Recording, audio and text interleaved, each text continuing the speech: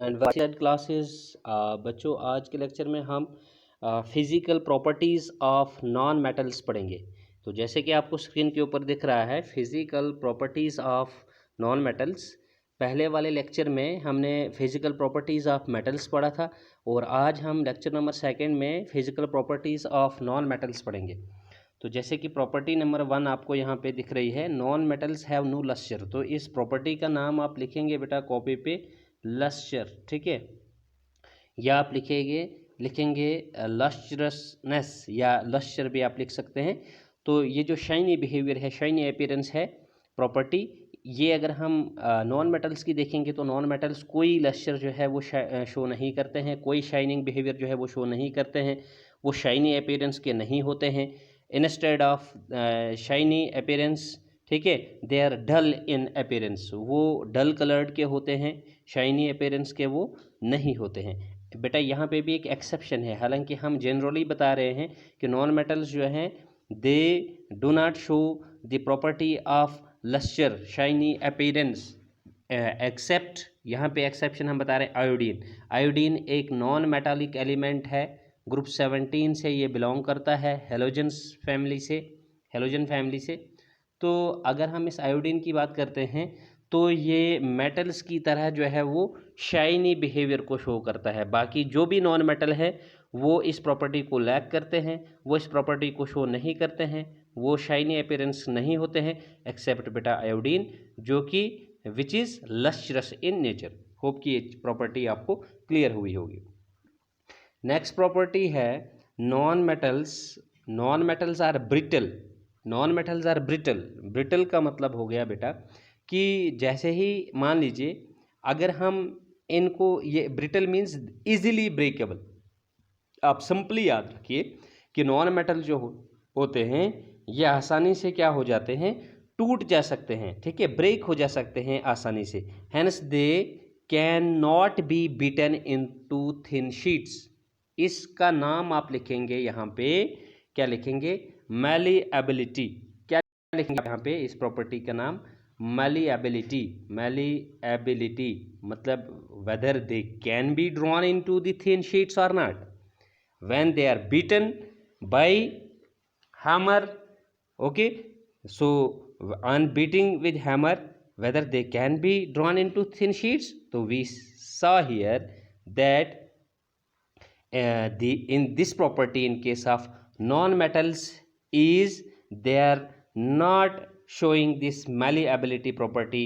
When non metals are beaten, they do not gets converted into thin sheets. That means they are lacking also the property of malleability, as they are brittle, they are breakable, they are easily breaking, hence they cannot be beaten into thin sheets. So this was all about the property of malleability of non-metals. Let's discuss in another property, the ductility property. You know, ductility is when we beat an element, especially you see in the previous lecture this property about metals. वहाँ पे आपने देखा कि जैसे हम metals को beat करते हैं तो they can be drawn into thin wires. तो this changing of, ठीक है, you can say metals into the thin wires by the application of a hard you can say stick or metal hammer is called the ductility property. So let's see this ductility property in case of non-metals. So here we see that non-metals do not exhibit the property of ductility. बेटा जब ये malleability property को show नहीं करते हैं, जब ये thin sheets में जो है वो ड्रॉ नहीं हो सकते हैं क्योंकि ये इजीली ब्रेकेबल होते हैं, तो फिर इनसे हम प्रॉपर्टी ऑफ डक्टिलिटी भी नहीं देख पाते हैं। ये थिन वायर्स में जो है वो ड्रॉ भी नहीं हो सकते हैं। अगर हम इनको हैमर करें तो हैमर करते करते इनकी थिन वायर्स जो है वो भी हमको देखने को नहीं मिलती हैं, इस वजह से कि इनकी जो नेचर है वो इजीली ब्रेकेबल है, ये ब्रिटल इन नेचर होते हैं। Neither they show the property of malleability nor they show the property of ductility. Okay, उसके बाद नेक्स्ट प्रॉपर्टी है यहाँ पे non metals are generally poor conductors of heat except diamond. देखिए यहाँ पे, यहाँ यहाँ ये आप बताएंगे प्रॉपर्टी का नाम conduction of heat and electricity. यहाँ लिखेंगे आप, क्या लिखेंगे प्रॉपर्टी का नाम?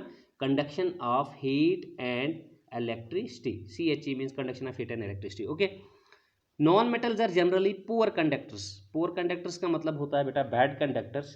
किसके? ये हीट के बैड कंडक्टर्स होते हैं। हीट को ये आप बताएंगे कि अपने आप से अलाउ नहीं करने वाले होते हैं।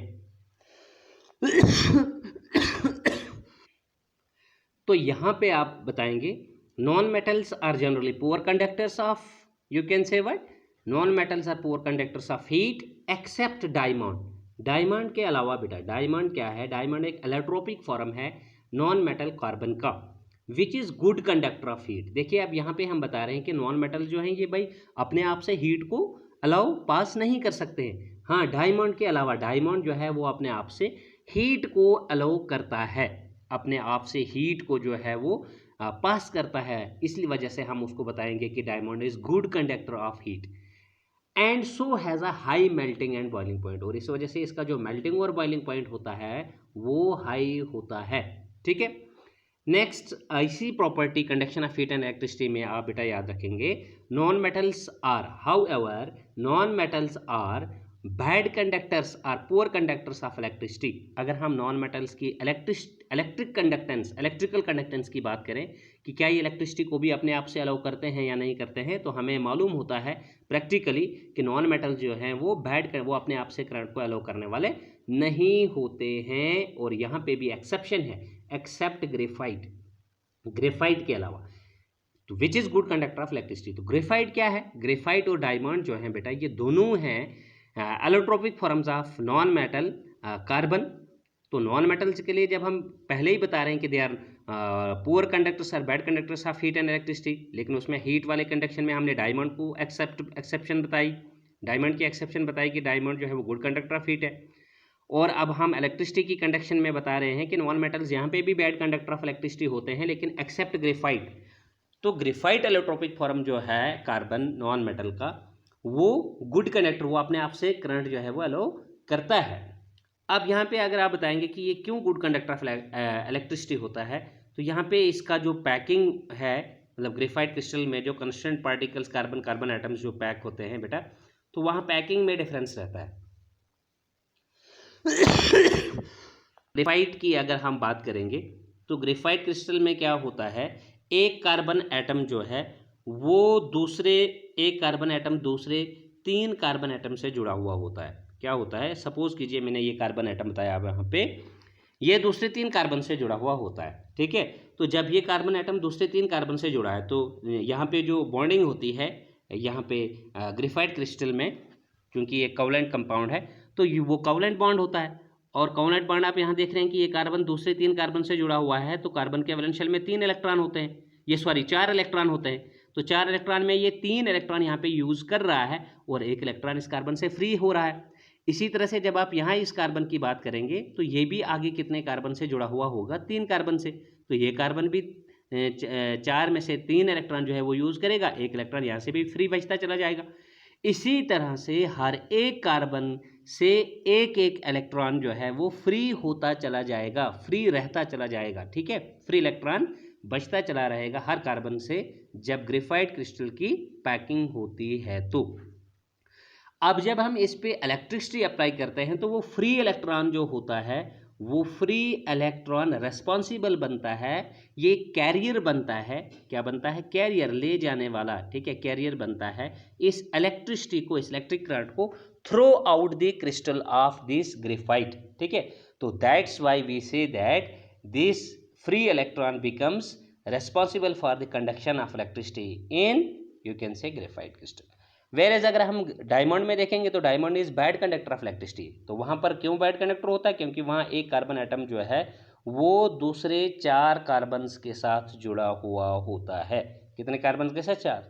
तो यहाँ हर कार्बन का बॉन्डिंग में जो है 4 के 4 इलेक्ट्रॉन्स वैलेंस वाले जो है वो बॉन्डिंग में लगे हुए होते हैं। कोई भी इलेक्ट्रॉन जो है वहाँ पे फ्री नहीं बचता है। तो जब कोई इलेक्ट्रॉन फ्री नहीं होता है तो इट मीन्स जब हम करंट अलाउ करते हैं तो वहाँ पे कैरियर नहीं होता है कोई करंट को ले जाने वाला, तो लिहाजा वो बैड कंडक्टर होता है। ठीक है, होप कि ये चीज़ आपको क्लियर हुई हो। और काफ़ी इंपॉर्टेंट प्रॉपर्टी है conduction of heat and electricity. Next property है बेटा, non metals do not exhibit the property of sonority. आप यहाँ पे लिखेंगे सोनोरिटी प्रॉपर्टी, मतलब प्रॉपर्टीज़ की लिस्ट में जो है नेक्स्ट प्रॉपर्टी जो हम बता रहे हैं, यहाँ पे आप सोनोरिटी लिखेंगे। तो नॉन मेटल जो है ये एग्जिबिट नहीं करते हैं, ये शो नहीं करते हैं। जैसे आपने ये प्रॉपर्टी मेटल्स में देखी कि मेटल्स में देखी कि मेटल जो है वो साउंड प्रोड्यूसर्स होते हैं। तो ये साउंड प्रोड्यूसिंग कैपेबिलिटी जो हम देखेंगे एलिमेंट्स नॉन मेटल की, वो ये इनमें नहीं होती है, ये इनमें लैक होती है। Non metals do not exhibit, do not show the property of sonority. ठीक है, ये किसी, अगर हम इनको बीट करते हैं तो ये कोई भी आवाज़ प्रोड्यूस नहीं करते हैं, कोई भी साउंड प्रोड्यूस नहीं करते। नेक्स्ट प्रॉपर्टी है नॉन मेटल्स आर, प्रॉपर्टी 6 में हम इनका फिजिकल स्टेट बताएंगे। ठीक है, तो नॉन मेटल्स, आपको याद होगा मेटल्स के बारे में हमने बताया था कि metals are generally solids except हमने मरकरी बताया था, वो जो कि लिक्विड था रूम टेम्परेचर पे। यहाँ पे बताएंगे नॉन मेटल्स सॉलिड्स भी मिलेंगे आपको, नॉन मेटल्स लिक्विड्स भी मिलेंगे, नॉन मेटल्स आपको गैस भी मिलेंगे, और वो भी रूम टेम्परेचर पर। सो इस फिजिकल स्टेट वाली प्रॉपर्टी नंबर 6 में हम क्या बताएंगे, non metals are either solids, liquids or gases at the room temperature.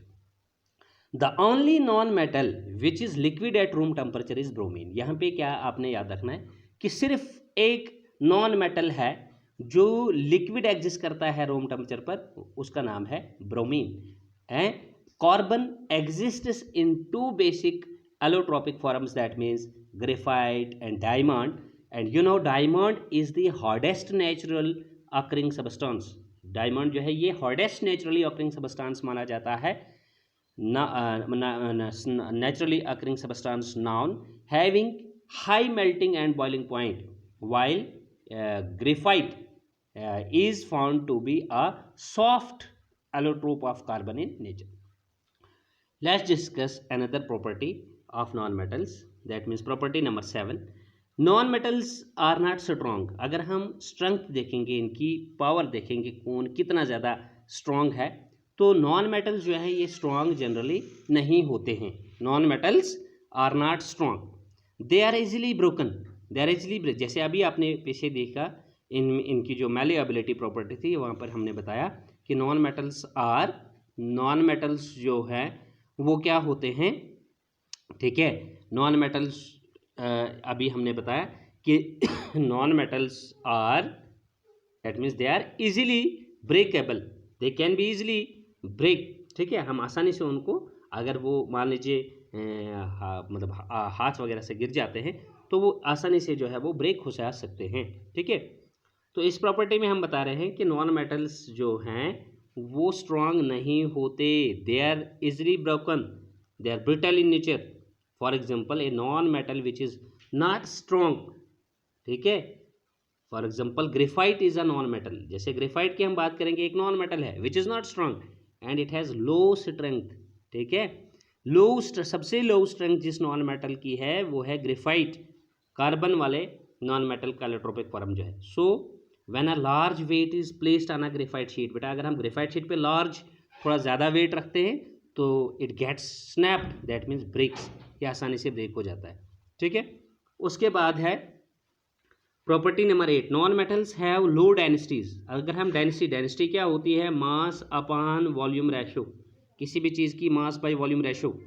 तो अगर इस मास बाय वॉल्यूम रेशो की हम बात करेंगे तो नॉन मेटल्स की डेंसिटी जो है वो लो होती है, कम होती है। वेरेज हमने पीछे मेटल्स में ये बात पढ़ी थी कि मेटल्स की डेंसिटी जो है वो हाई होती है जनरली, नॉन मेटल्स की डेंसिटी जनरली लो होती है। That is non metals are light substances. इसका मतलब है, क्योंकि मैंने आपको बताया था दूसरे लफ्जों में हम डेंसिटी को हैवीनेस और लाइटनेस ऑफ अ सब्सटेंस भी मानते हैं कि कोई चीज़ कितनी ज़्यादा वजनी है या कोई चीज़ कितनी ज़्यादा हल्की है। ठीक है, for example density of sulphur is, अगर हम डेंसिटी ऑफ सल्फर की बात करेंगे तो 2 ग्राम पर क्यूबिक सेंटीमीटर, यानी 1 क्यूबिक सेंटीमीटर में कितना वॉल्यूम, कितनी density, mass by volume ratio है, कितनी डेंसिटी शो करता है, 2 ग्राम पर cubic centimetre, which is quite low, जो कि बहुत ही कम मानी जाती है।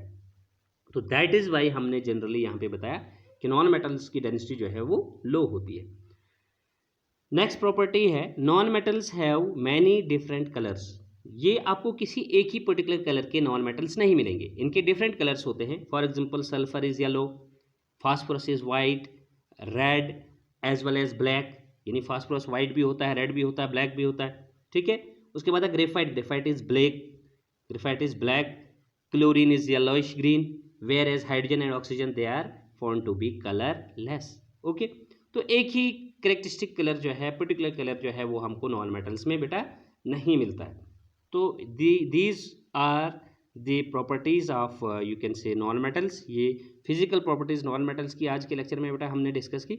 तो आज के लेक्चर में बेटा इतना ही। Good bye, take care, stay fit and stay safe.